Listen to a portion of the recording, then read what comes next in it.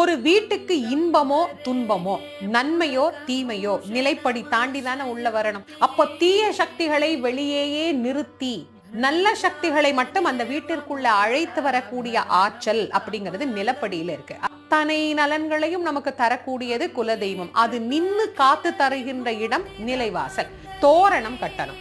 நீங்க இந்த தோரணம் மாவிலை தோரணமா கட்டலாம். இதுக்கப்புறம் அந்த நிலைவாசலுக்கு பக்கத்துல ஒரு விளக்கேத்தி வைங்க. அதுக்கப்புறமா சாதாரணமா நம்ம வீட்டுல பூஜை செய்வோம் இல்லையா, அந்த பூஜை செய்யும் போது ஊதுபத்தி ஏத்துறோம்ல, அந்த ஊதுபத்திய பூஜை அறைக்கு மட்டும் இல்லாம நிலைவாசலுக்கும் காட்டணும். காட்டிட்டு சூடங்காட்டும் போது அதையும் நிலைவாசலுக்கு நம்ம காட்டணும்.